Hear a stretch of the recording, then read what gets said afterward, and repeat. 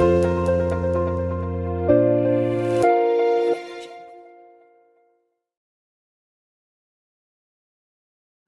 going to do money mindset, and we have Jeff Sons and Christy Trojan with us, who are the ones helping me with my financial game.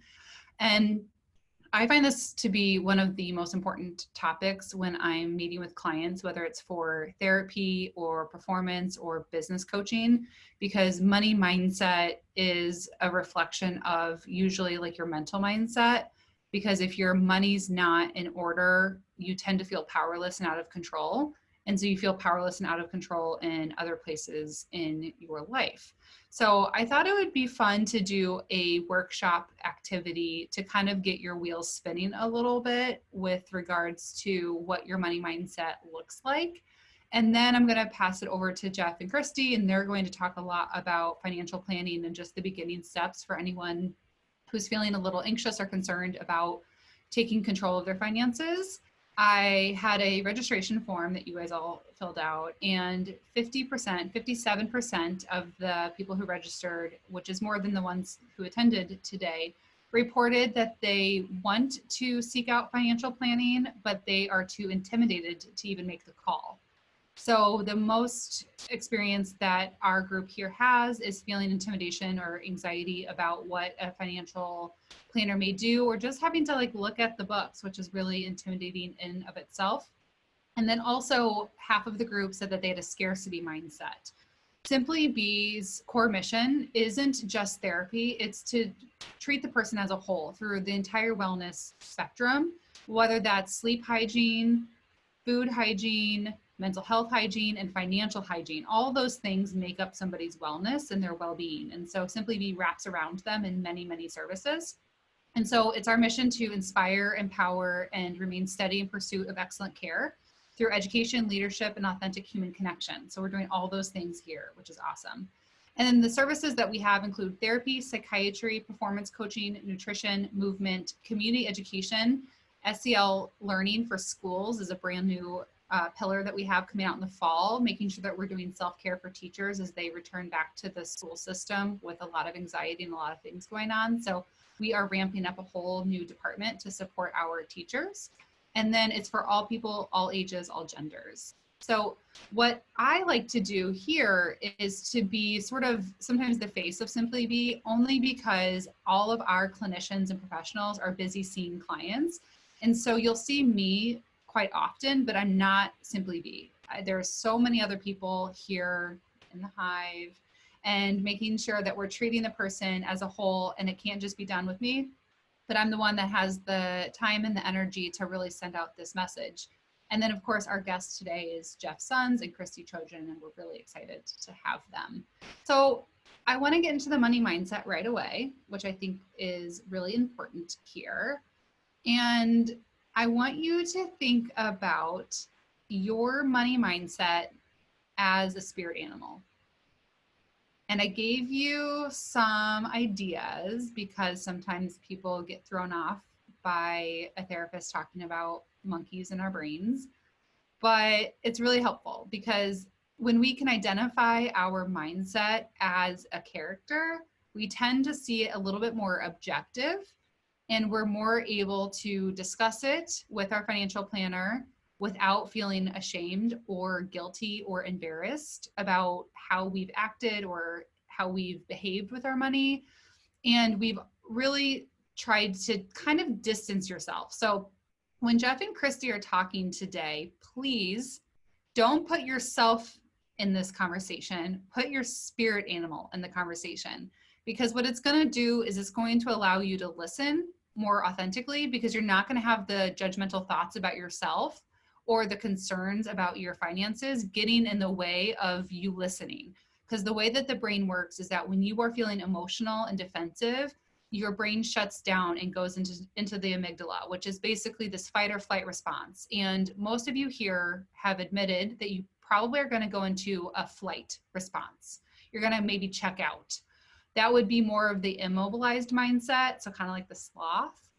Some of you are going to fight and kind of be the aggressor and get defensive, or say, it's not my fault our money situation's this way, it's my spouse's, or I just got left out. I just got let go from my job, so I can't do anything. So you're going to get scarcity. You're going to say, this is my money and I can't talk about it and I can't share it and I can't expose it. So there's a scarcity. So you're like a squirrel hoarding all of your nuts. Like you're just keeping it all to yourself.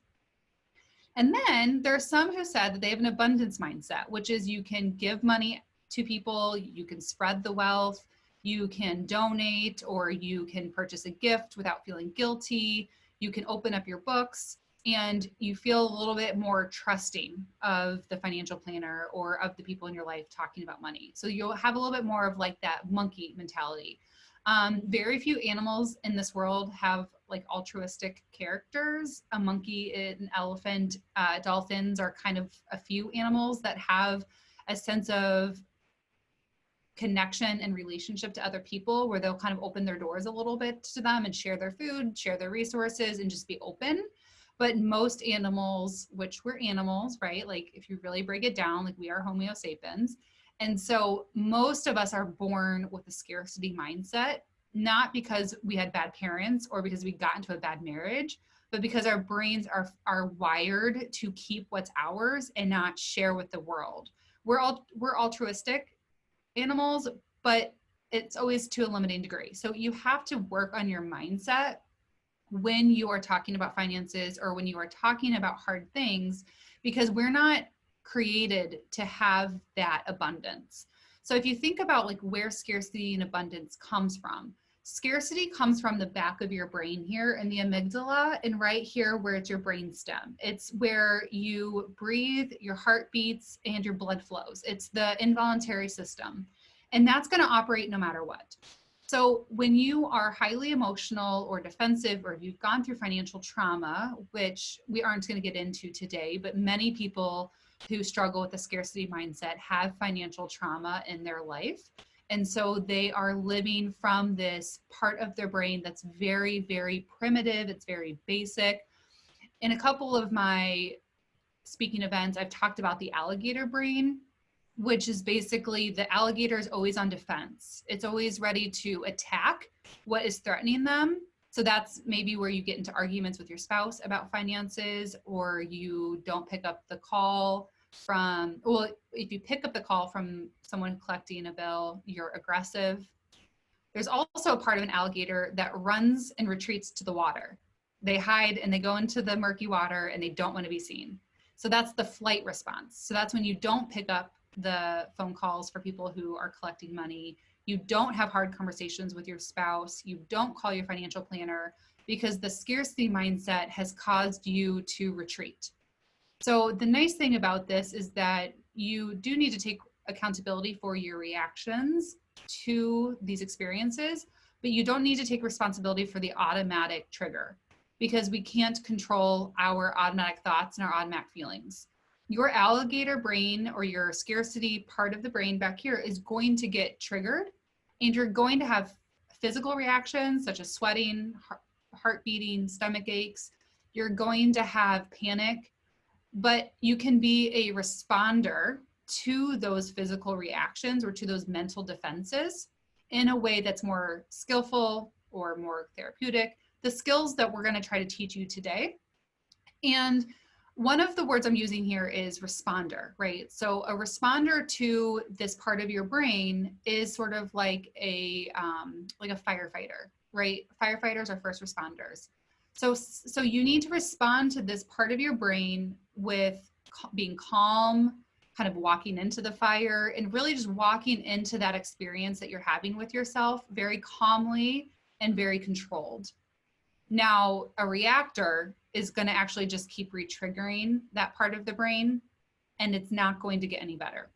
So I'm kind of throwing some different terminology at you that can be really helpful when you're talking about finances, or when you're just thinking about finances yourself.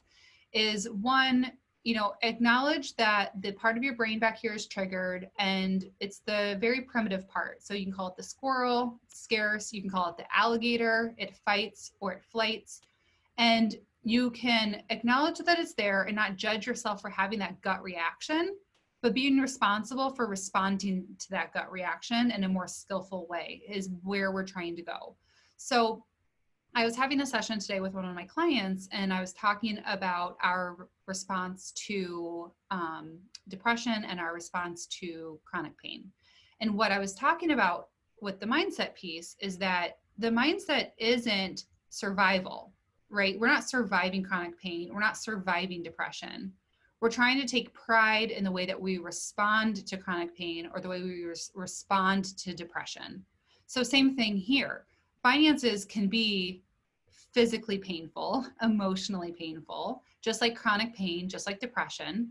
So you'll start to see that the mindset training that we do at Simply Be isn't just for depression or chronic pain or an eating disorder or suicidal thoughts. It's not just about that. It's about everything, including finances. So when we are taking pride in our response to the symptoms, which is pain, we are going to feel a lot better about ourselves. Okay, so mindset is the response to pain and how we cope with it and take pride in it. It's not survival. Survival is a scarcity mindset. Alligators have survived since dinosaurs, right? They're survivors. There's no doubt about it. And monkeys really struggle to survive because they're trying to help other people. So there's a lot of reason why our bodies do not want to be of abundance. Our bodies do not want to be of sophisticated thought and skill, because when there's true threat, we are not going to survive if we are trying to like save the world, right? So there's a lot of reason why what we're trying to do here with Jeff and what I'm trying to do goes against a lot of principles as a human. And it is a challenge, but mindset is something that you just need to work on every single day. Now, scarcity is still an active response, right? If it's scarcity, what we're trying to do is we're trying to attack and get defensive or angry or aggressive towards the issues, or we're trying to retreat and run away. But it's still an active movement. Just like abundance is an active movement. It's going towards empathy, it's sharing, it's sacrificing for others, or it's sacrificing yourself. So you're not spending money on things because you're sacrificing for your retirement, but you're feeling like you're a part of a community. Okay, so that's very active. Then there is an immobilized state. It's not active at all. You don't move and you're frozen. So a fight, flight, or freeze response to threat or to pain or financial anxiety is that you will just freeze and do nothing about it. Okay, so that's like the sloth mentality, or that's the sloth spirit animal. It's slow to act or doesn't move at all. It's very disinterested. It's private. It says it is what it is. And is what it is can be a source of apathy or hopelessness or helplessness. So the immobilized state is problematic because you're not moving towards any direction at all. So what we have to do is we have to move the sloth into the abundance, or we have to move the squirrel or the scarcity into abundance. So whether you're like highly anxious or you like highly avoidant, like the top here, or if you don't move at all, either way, you have to kind of bring it to the middle and find a nice balance. So that's why the monkey's in the middle. Okay, monkey in the middle. Oh my gosh, this is so good. Write that down.